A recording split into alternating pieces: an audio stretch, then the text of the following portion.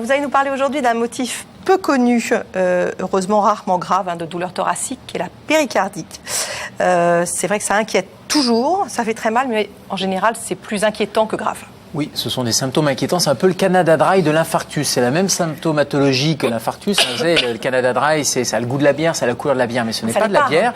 Et bien là, ça a la douleur de l'infarctus du myocarde. Ça fait à peu près les mêmes symptômes. Et donc, il faut appeler le 15, bien sûr, dans les réflexes. Mais ce n'est pas un infarctus du myocarde. C'est une péricardite. Une péricardite, c'est quoi? Le péricarde, c'est ce qui entoure le cœur. C'est l'enveloppe qui va entourer le cœur. On le voit là sur le schéma. Et cette enveloppe, elle est composée de deux petits feuillets. Deux petits feuillets qui n'ont pas grand-chose entre les deux. Ça doit glisser et ça doit absolument être un espace quasiment virtuel. Et bien parfois, cette péricardite fait que ce feuillet va devenir inflammatoire, d'où le suffixe "ite" à péricarde. Une péricardite, ça devient inflammatoire, il y a du liquide, ça glisse moins, parfois il y a un frottement, parfois il y a du liquide. Et cette péricardite, elle est très souvent bénigne, virale, c'est ce qu'on appelle la péricardite aiguë virale. C'est une des causes de péricardite, la plus fréquente. Alors, il y a quelques causes un peu plus rares, des péricardites néoplasiques ou infectieuses ou tuberculeuses, mais ça, c'est vraiment pas l'immense majorité des cas. L'immense majorité des cas, c'est une péricardite qui va passer toute seule. Et il y a des symptômes? Oui, il y a des symptômes. Alors, quand je disais... oui, il y a toujours des symptômes. Non. Ça fait bien, non? Michel, on recommence. Vous allez nous rappeler les principaux symptômes que nous connaissons bien sûr. Bien sûr, Gérald, il y a des symptômes. Alors, le symptôme maître, Michel, c'est la douleur thoracique. C'est la douleur dans la poitrine.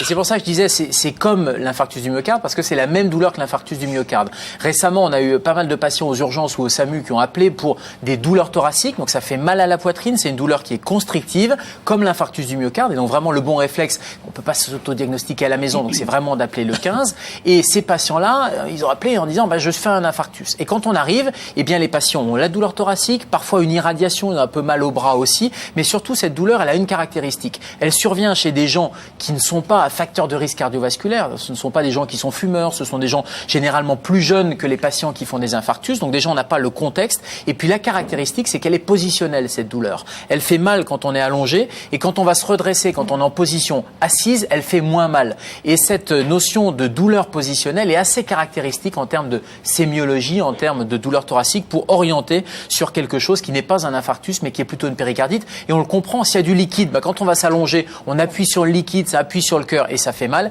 Et quand on se redresse, quand on s'assoit, ça fait un peu moins mal parce qu'on libère un peu de pression. Donc ça, c'est la caractéristique un peu différentielle de cette douleur de péricardite. Alors vous l'avez rappelé, il faut appeler le 15 parce qu'il faut un électrocardiogramme et une auscultation.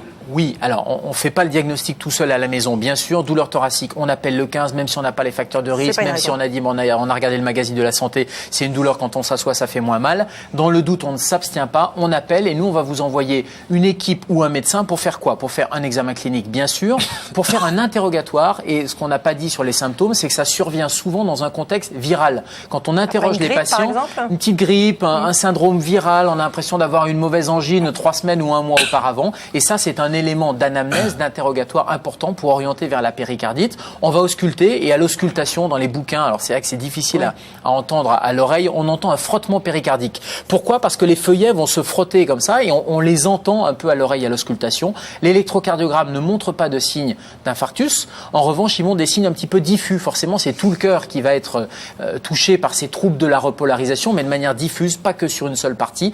On va vous emmener à l'hôpital et on va faire l'examen clé qui est l'échocardiographie. On fait un coup d'échographie sur le cœur et ça permet de mettre en évidence éventuellement du liquide autour du cœur. Alors le traitement va dépendre de la cause. Vous nous avez dit qu'il y en avait plein de possibles. Le principal, c'est qu'entre ces deux feuillets, il ne doit pas y avoir trop de liquide parce que sinon le cœur ne peut pas se contracter. Exactement, parce que s'il y a trop de liquide, c'est ce qu'on appelle la tamponnade, c'est-à-dire que ça va empêcher le cœur de se contracter. C'est-à-dire s'il y a trop de liquide autour, ça empêche les mouvements cardiaques. Alors la tamponnade, il y a des signes. La personne a du mal à respirer. On a un patient qui a des grosses jugulaires, les veines qui sont ici, qui n'arrivent plus à se vider dans le cœur de leur sang. Pourquoi? Parce que le cœur n'arrive plus à pomper. Donc là, c'est un traitement d'urgence chirurgicale. Il y a d'autres traitements quand c'est une cause infectieuse autre que virus. Mais comme on parle de la péricardite aiguë virale, le traitement, il est symptomatique. Et qu'est-ce qu'on donne? On donne de l'aspirine, médicament banal, anti-inflammatoire. Mais comme c'est une inflammation, on va diminuer l'inflammation par de l'aspirine. Ce sont des patients, on leur fait un coup d'échographie, il n'y a pas de tamponnade, il n'y a pas une grosse quantité de liquide. Qu'est-ce qu'on fait? On a éliminé les autres diagnostics. Le patient reste 24 heures, il va ressortir avec de l'aspirine. Et généralement, en quelques jours,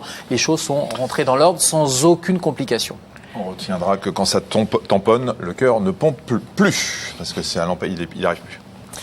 Merci beaucoup, Gérald. Vous êtes content de vous, là? Pas du tout, mais Non, c'est des bons savoir. c'est une petite conclusion pour qu'on se souvienne un peu de tout ça.